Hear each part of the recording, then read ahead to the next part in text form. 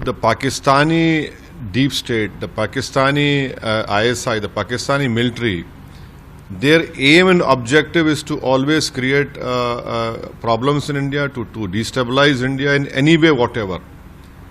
And they have been sponsoring, they have been promoting, they have been training terrorists inside their own country. And there are various satellised images as well which can prove this.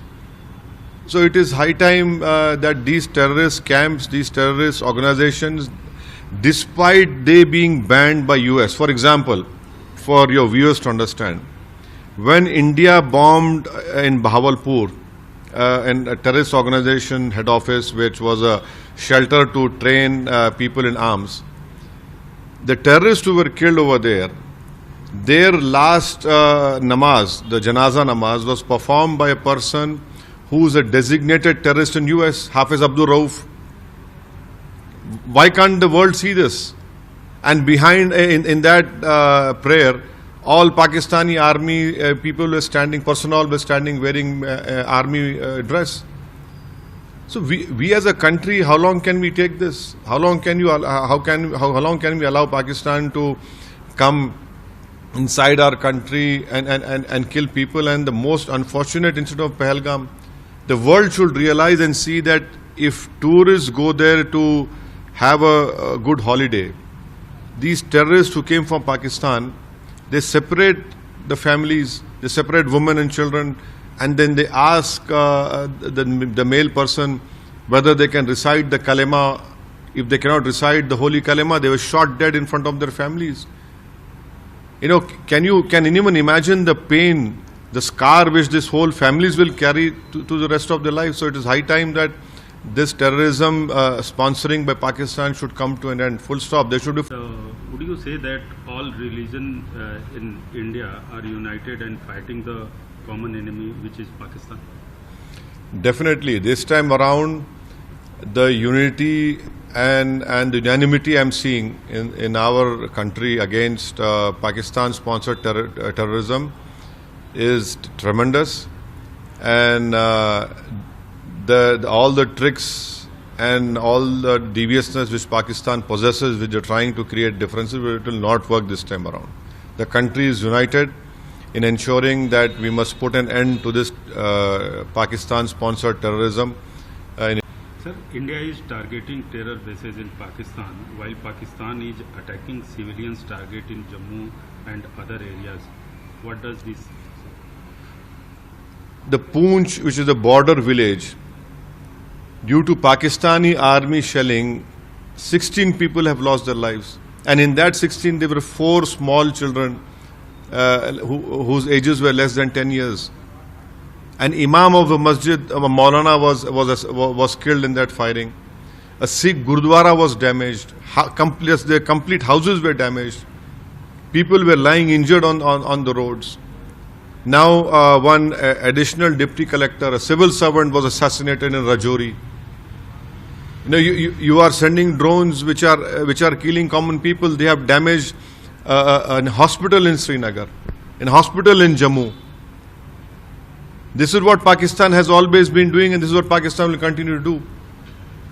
Sir, would you say that not realize the true faces of Pakistan and continuing clear funds from the IMF? Osama bin Laden was found taking shelter in a military area, and he was given covert support.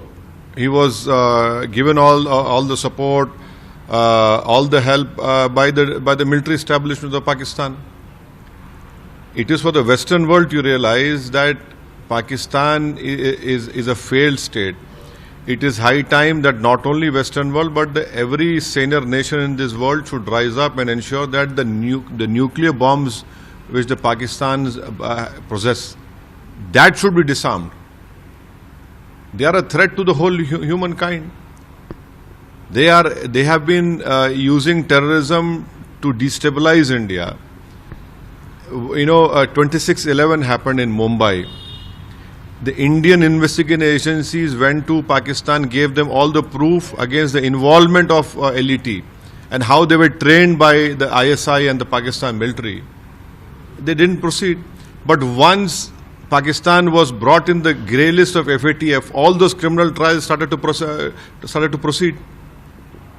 Pathankot, in our Air Force base, the terrorists trained in Pakistan came and attacked in Indian Air Force station. In fact, this government took a wrong decision of inviting the ISI to check. They came and checked, nothing happened. So, Pakistan is hell-bent on destabilizing a country which has a population of 133 crores. That you must remember, a country which has the 5th largest economy in the world. Pakistan is trying to divide Indian society on the basis of religion. Well, Pakistan conveniently forgets that there are more than 230 million Muslims living in India, and our forefathers rejected the two-nation theory. We rejected the two-nation theory proposed by Mr. Jinnah, and we accepted India as our country, and will continue to stay here.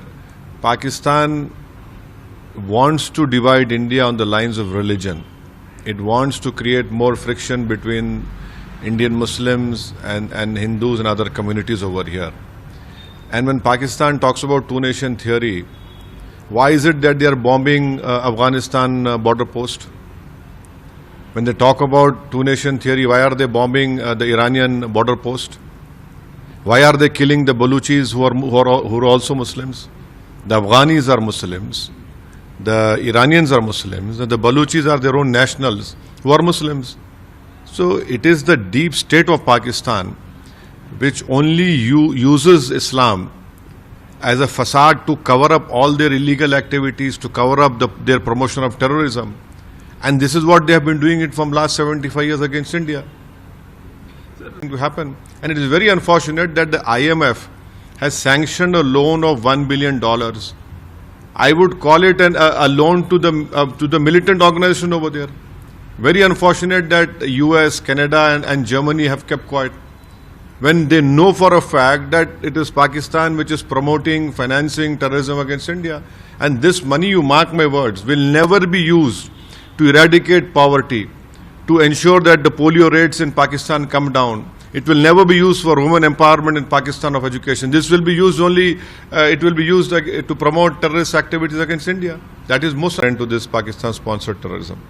Western world has been reluctant to call Pahalgam attack as a terror attack. Your views? This is most unfortunate. I mean, I'm perplexed, I'm shocked that how can you use words as militants or gunmen? These are people who came into India and they only shot people who were not Muslims. What would you call them? If a terrorist comes and asks you what is your religion, can you recite the holy kalima, which is an assertion of our faith, and they kill in the name of religion? So they are terrorists only. How can you have two rules? If something happens in their country, you call it a terror sponsored or a terrorist attack, but why not Pahalgam?